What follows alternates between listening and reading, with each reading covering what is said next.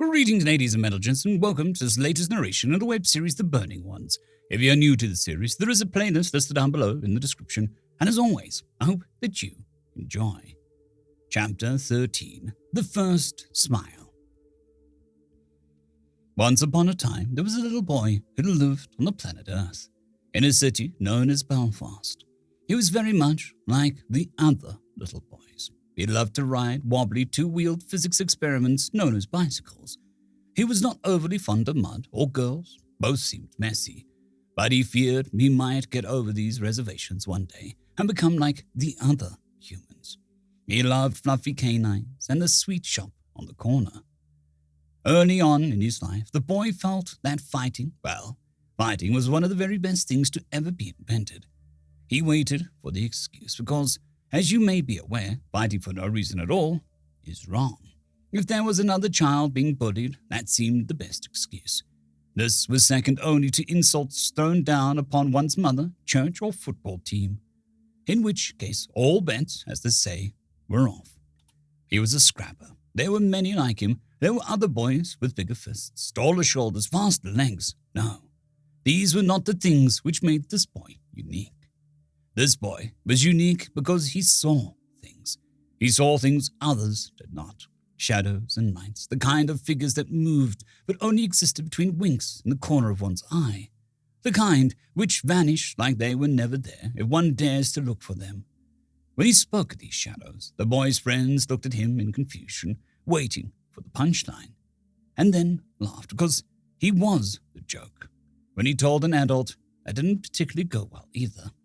As a young boy with magical thoughts still dancing in his head, the boy imagined when he leapt over the rain-filled gutters on his way home from school that one of his shadowy friends leapt alongside.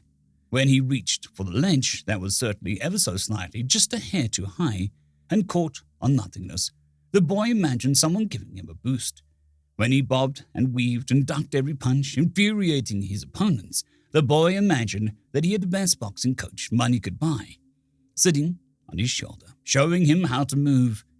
The day he began to step off the platform into the street, but at the last second, foot extended, ready to drop, decided to wait.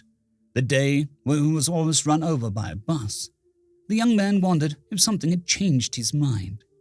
On a moonless night, in a dark alleyway, a teenager should not have been in, the young man saw the glint of a stiletto.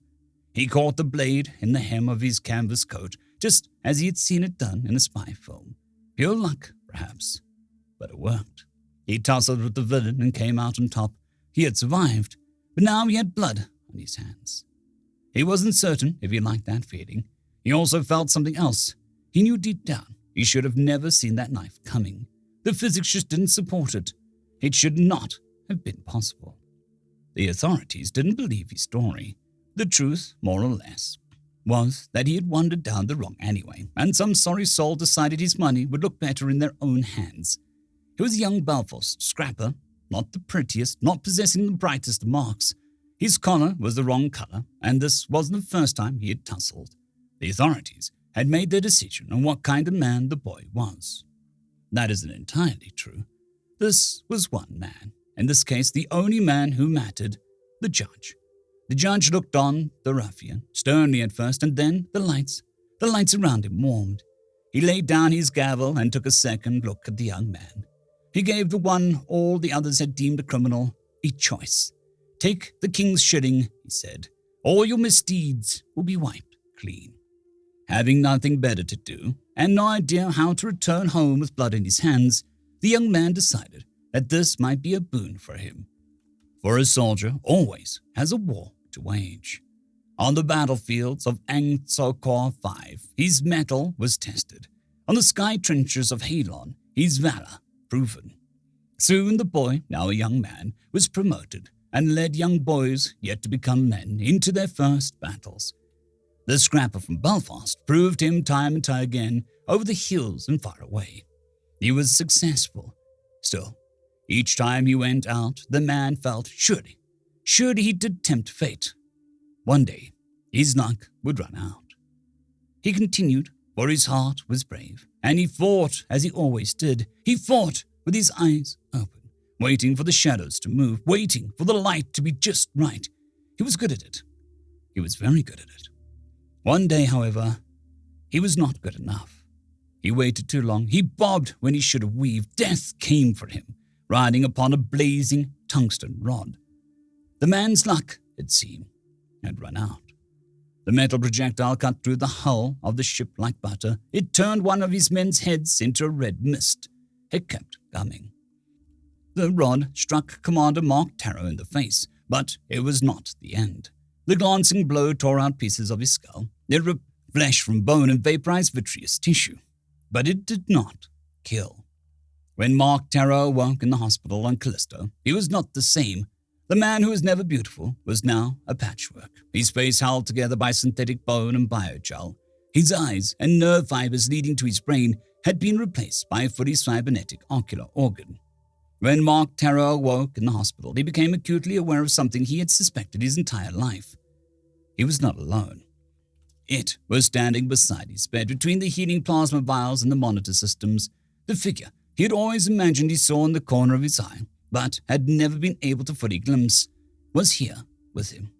The figure looked very much like a man, albeit a more spectral apparition. Yet it did not have the eyes of a man. Its eyes were ancient and burnt with intelligence and vigor. Mark pulled his weakened body halfway upright. The not-man creature watched, and the faintest trace of concern passed over its face. Mark extended a shaking hand. The creature did nothing. It watched. The two sat there, locked in a contest for several moments. In the end, the ghost broke. Its face softened, and it gently outstretched a shimmering hand to touch the waiting hand of the man that had shepherded it for so many years. The creature was seen for the first time in eons. Two souls, now forever entwined, touched. Mark's prosthetic system smiled their very first smile. End of chapter.